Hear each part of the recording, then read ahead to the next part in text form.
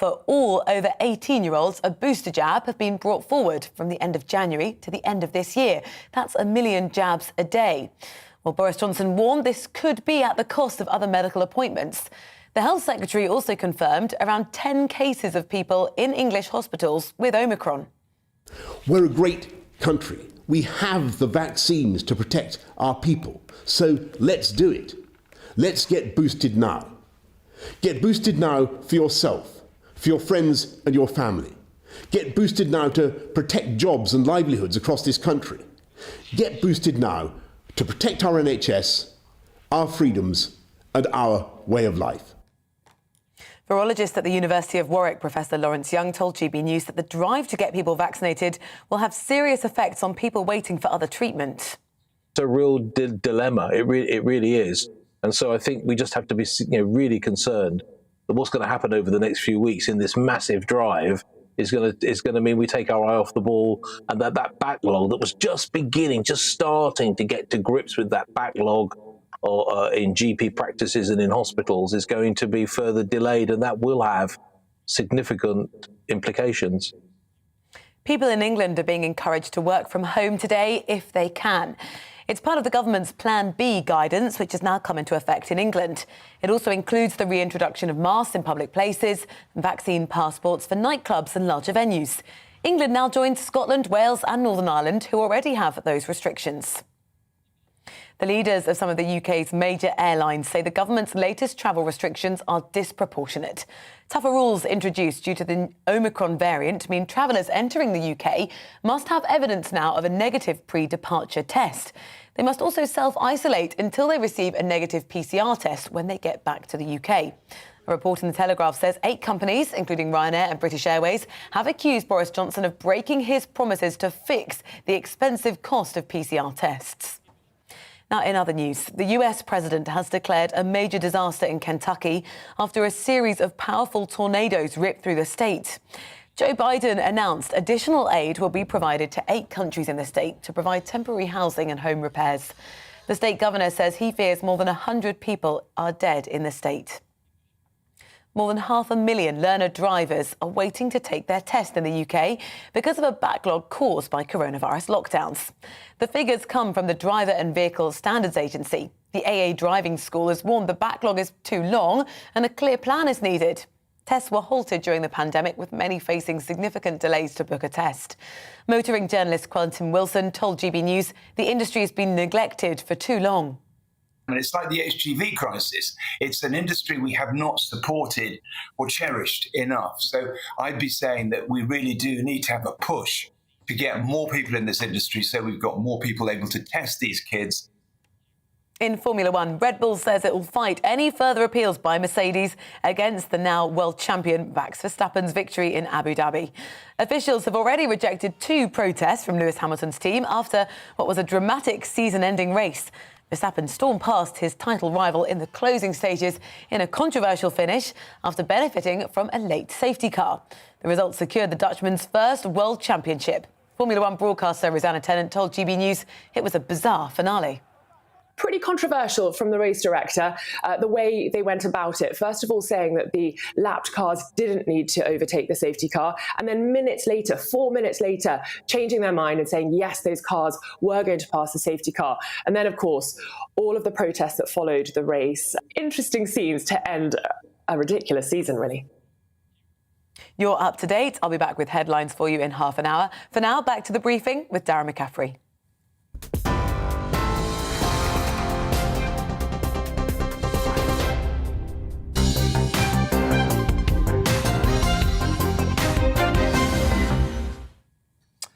A very good morning. Welcome to the briefing at 9 a.m. on this Monday. As you may have noticed, I am not Tom Harwood. Unfortunately, he is self-isolating after catching coronavirus, so we wish him well as he stays at home this week to recover.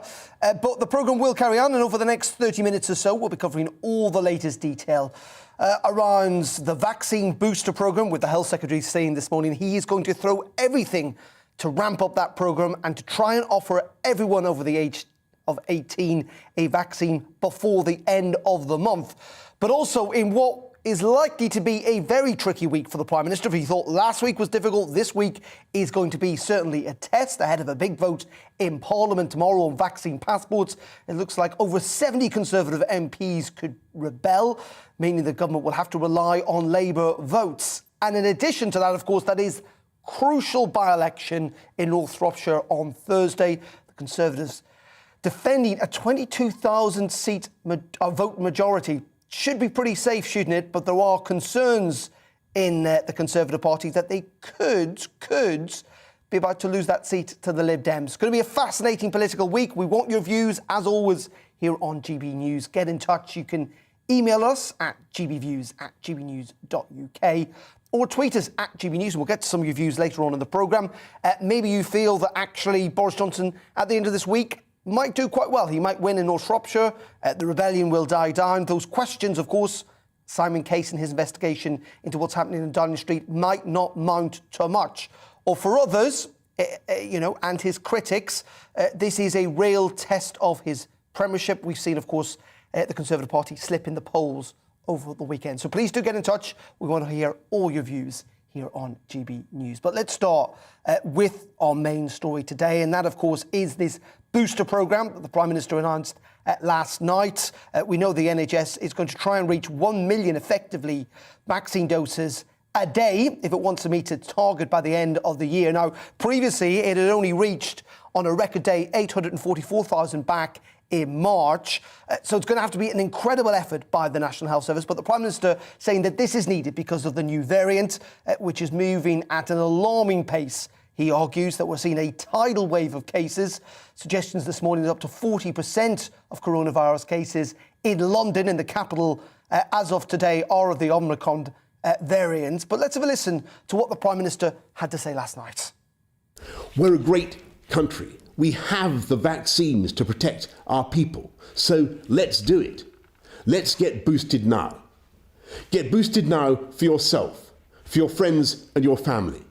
Get boosted now to protect jobs and livelihoods across this country. Get boosted now to protect our NHS, our freedoms and our way of life. Well, let's get more on this, and let's join Amelia Harper, our south-east of England, or east of England correspondent, who is in Hertfordshire for us this morning. Good morning to you, Amelia. Just give us a sense of the scale of all of this, and we know that not only are you going to be able to book an appointment and turn up, but for lots of people, walk-in vaccination centres are going to become a thing that we will see on our high streets and churches and museums up and down the country. Well, places like this mass vaccination centre behind me are going to become very busy in the next 18 days in the run-up for setting that new target of offering every over 18 a vaccine before a booster vaccine to target this Omicron variant. He's concerned over a tidal wave, he's calling it, of Omicron cases. That target was originally, actually, Darren, going to be in January, but that has now been moved forward a month over concern about Omicron. It means that over 18s in England will be able to book their booster jab from this week, provided it's been 3 months. And we seem to have lost Amelia. We're going to try and reconnect with Amelia a little later on in the programme for an update on specifically what is happening there and elsewhere. But let's, while we do that, while we boot up the system, let's go and speak to Anne Widdecombe.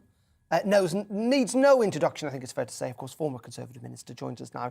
Very good morning to you, Anne. How are you? Let's just start, first of all, with this kind of booster programme. You've been in government. You know, these things are never very easy to do with the bureaucracy and the difficulty of just the sheer logistics of this.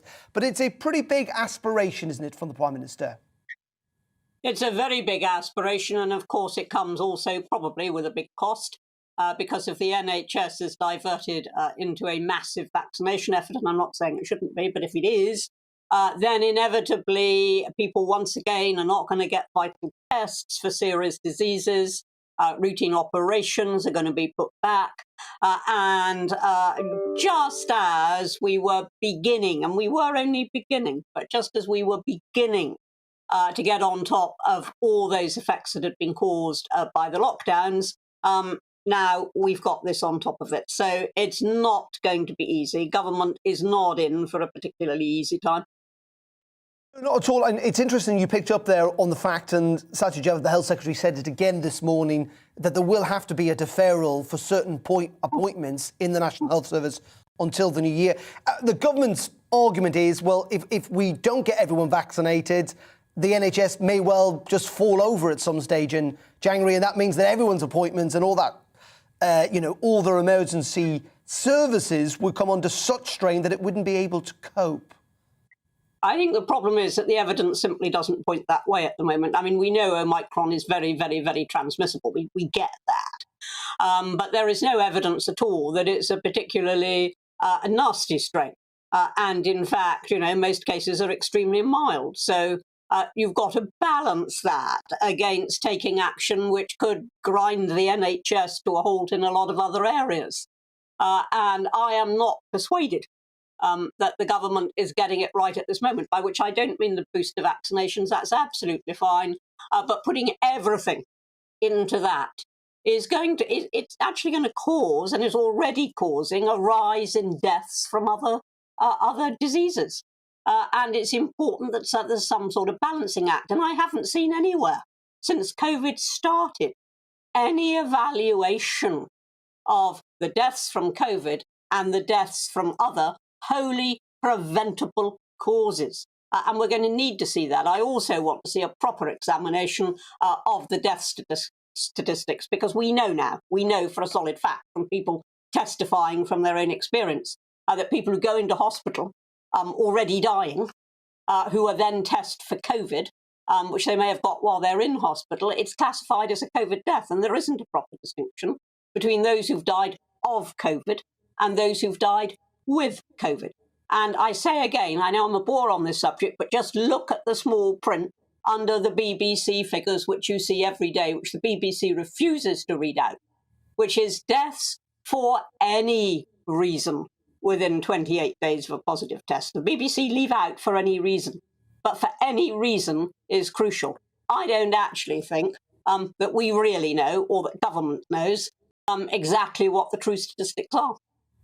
And isn't the point here then, or my question, I suppose, is why is a Conservative government doing all of this? If you're right, why are they doing this? The only reason that people are thinking they're doing this is because they are hearing from their health service that after nearly 2 years of a pandemic, it really is under a massive strain. And even if this variant is milder, and you're right in saying the evidence seems to suggest it is, that the peak of cases could be bigger, so that you will see ultimately more hospitalisations, and that's the reason. Or can you think of another reason? I can't understand why the government would do this, given the criticism from you and others, and the very long waiting lists that already exist. Well, first of all, let's ask this very basic question. Does this mean that every time we get a new strain, which is transmissible, highly transmissible, even if it's a very mild strain, we're going to crash the economy again and again? We're going to lengthen the queues for other treatments again and again? We're going to cause increased deaths from cancer again and again? Is that what we're going to do every time there's a spike in transmission? Because if so, heaven help Britain. I mean, all I would say to that, though, is also Britain's not alone in doing this. We're not unique. Every other country is also taking pretty stringent measures in Western Europe because of this new variant. And I think the point is, from listening to the scientists, is even if it's milder, the concern is because it's growing so quickly that you'll just suddenly have this massive peak. And that means even if fewer people end up in hospital relative, the absolute numbers will be greater. And this in the middle of winter, and you know this, you've been in government, the worst time for this is, of course, the middle of the winter when the health service is already under strain. I'm not saying that there aren't likely difficulties. I haven't said that. What I am doing is trying to get them in proportion to the other difficulties that are also going to be caused. And I think it's crucial that we do that. Now, you say, and you say rightly, that countries right across Europe and indeed across the world are all taking their own measures. Yes, they are. And quite often those measures differ. And the interesting thing is that it does not seem as if there is one proven measure other than vaccination. We have been very successful with our vaccination program, other than vaccination, which actually has a significant effect on depressing the virus. I mean, that is the thing about all this. Countries have taken different measures. They've done different things. You look at Sweden, which did very little, but something. And then you look at countries like Germany, which did an awful lot. And you don't actually get that much of a difference. Same with mask wearing. There is no proven statistical link. And I think that is one of the problems. Government is saying, what can we do? What can we do? And I understand that. But that's what they're saying. They're not actually saying, this we know will be efficient. And can we just move on to the politics? Because that is fascinating and exciting and interesting at the moment, if you were a watcher of these things. First of all, just on the whole controversy about alleged parties and what may have not happened on various days in November, December last year, what's your view on that? Do you think it's resonating with the public to a concerning degree that it might change public health advice or their acceptance of it? Or do you think this all happened a year ago? Frankly, do we really care too much? I think what it's doing is less concerning the public and much more irritating the public. Because what came out of that was government was taking the view they were the grown-ups, we were the kids. They could make informed decisions, and I understand why they came to that decision. They said, well, look, we've all been working together all this time. We've been conferring with each other every day. Why not just now, let's get together again, but this time we'll have a party. I understand that, but they wouldn't let other people take measured judgments. They wouldn't let us use our intelligence about what it might be safe and what might not be safe to do. They were coming down with regulations to the smallest nth degree and enforcing them. That's what's irritated the public. But I think what the public really want is for the government just to get on with it now. We should just say the pictures there that you saw at the end, which you wouldn't have seen, Anne, but the viewers did at home, the pictures outside Downing Street were from this year, not from last, but the picture of Boris apparently doing a Zoom quiz was. Just finally, on all of this, big day for the Prime Minister tomorrow. It's a big vote in the Commons. Looks like 73 Conservatives have already stated that they're going to vote against vaccine passports. That means the government is going to have to rely on Labour to get this through. That is a hell of a rebellion by any standards. Yes, it is. It's a major rebellion, but governments have been through that sort of thing before. Gay marriage, for example, was only carried because of Labour votes, because there was a massive Tory rebellion. And it's not unknown. It's not unknown occasionally for very controversial legislation to be carried through with help from the opposition. And frankly, this time next year, I don't think any of us will quite remember how it did or didn't get through. So I think, again, you just keep a sense of proportion about it. My gut instinct is that the rebellion will be a bit reduced once the whips have got to work with their usual threats and promises. And I could write a book on it, and I think that the rebellion might be slightly reduced, but it's going to be big. It's going to be significant. And what it is a warning shot across Boris's bows. A Conservative government is not about high tax, high spend, and the curtailment of civil liberties. That is everything that is not Conservative. OK, Anne Widdecombe, as always, appreciate your thoughts this morning. Thank you very much. Take care, stay safe. Anne Widdecombe there joined us from Devon. Just to bring up to date that the NHS website this morning is somewhat experiencing its own technical difficulties. People, of course, probably trying to log online to book their appointments. Anyone over the age of 30 today can book a booster appointment as long as you've had that dose within more than 3 months ago, though you can book it if you had it only 2 months ago. But apparently, according to High Demand, the NHS website is advising people to try again later or book tomorrow instead. But clearly, a lot of people trying to log on to book the booster jabs this morning. OK, well, let's stay with the politics of all of this, because as I say, it is a fascinating week, going to be a really interesting week, going to be a crucial week, I would argue, for Boris Johnson. Let's speak to Alex Dean. He is the Conservative commentator and former special advisor to the former Prime Minister David Cameron. Alex, very good morning to you. Just picking up on where I was with Anne Widdecombe a couple of minutes ago about this big rebellion we're likely to see in Parliament tomorrow. Marcus Fish has been on the radio this morning saying that he is voting against vaccine passports. because the UK is not Nazi Germany. Pretty controversial point to go that far, but he argues we live in a free society where people have the freedom to do what they want with their own bodies and freedom of association, and he doesn't like it because it segregates society based on an unacceptable thing. There really is a kind of visceral frustration, I would almost say anger, amongst a group of Conservative MPs who feel very passionate about this. That's right, Darren. I wouldn't use the terminology that Marcus Fish used, but people choose their own words, and I think it's true that there's a great depth of feeling about how we treat a minority in this country, both people who you might think need to be persuaded to have a jab if they're going to have one, rather than made to or treated in such a fashion. I listened with interest and care to the interview you just did with Anne Widdecombe, and I think she's right that some people will be cajoled, coerced by the whips to not rebel. But on the other hand, there's a point that goes the other way. I think there'll be some members of Parliament who have kept their powder dry and kept their heads down, but are going to pop up and rebel tomorrow who aren't in that 73 figure. So there's a possibility, as some of those 73 get shaved away from the government rebellion, that it gets topped up or added to by others. So I think it's going to be a very big rebellion in the Commons, and I think it's clear if Boris Johnson goes ahead with this vote, that he's going to have to rely on the Labour Party to get it through. How much of a problem is that, for Boris Johnson? And I say that because Anne Widdecombe was suggesting, well, governments go through these rebellions every so often. It's not that big a deal. Is it? I think that was a pragmatic and mature approach to say, look, people forget about this over time, and that's true. The problem for government with rebellions like this is twofold. The first is that there's no question it undermines the government if it has to rely on the opposition to get its legislation through. That's obvious.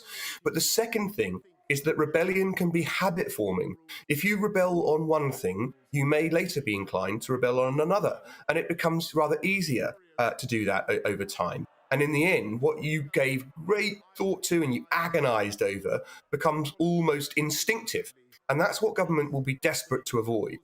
Growing a group of there's always a few people who don't want to vote with the government of the day from its own ranks. What government wants to do, is desperate to do, is to keep that irreducible core as small as possible.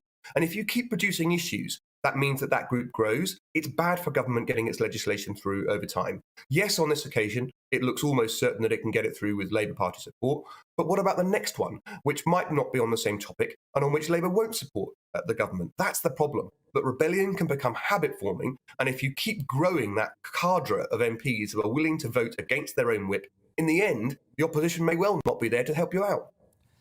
And this all, of course, Alex, at the time in which the Prime Minister is under a different form of scrutiny, primarily from the media, and the opposition, must be said, in relation to what may or may not have happened last year. There were further allegations, of course, at the weekend, with the Sunday Mirror suggesting he may well have broken rules around hosting parties with that kind of virtual Zoom party that took place in person in Downing Street. And we've got that investigation from the Cabinet Secretary, which we're now expecting to hear from this week, including to this party, but several others as well in Downing Street. The Conservative Party's support in the polls is substantially down. It is clear that it is resonating, at least with some of the public. Look, I may have misremembered, but I thought at the time of this Zoom quiz, which is probably not most people's idea of the height of fun and celebration, I thought at the time of that Zoom quiz, we were under Tier 2 in London, which meant indoor work events were permitted. But even if that's not the case, I don't think most people would look at that and say that a work event in Downing Street, and government, of course, kept working throughout the pandemic problems, is the gravest of breaches. But it's right that it's investigated, of course, by the Cabinet Secretary. The trouble for the government is this will rumble on because he's got event after event to analyse. I think it's almost impossible for the Cabinet Secretary to bring down the results of his investigation before Christmas. Government, realistically, will be desperate to put this episode behind them, go through Christmas and let people have a good time, come through into the new year and sort of reboot in 2022. But it's very difficult to do that, Darren, if you're then going to get the Cabinet Secretary's report handing down the results, which are going to be controversial, whatever he says. If he basically acquits the government of everything and says everything was fine, there'll be uproar on one hand. If he criticises the government on any point, that's what will be seized upon and be calls for changes from government and criticism of the Prime Minister. So it's very difficult for the Prime Minister right now. He almost can't win with that scenario, can he? And just very finally, Alex, this has got to way of manifesting itself, doesn't it, this Thursday in that crucial by-election in North Shropshire.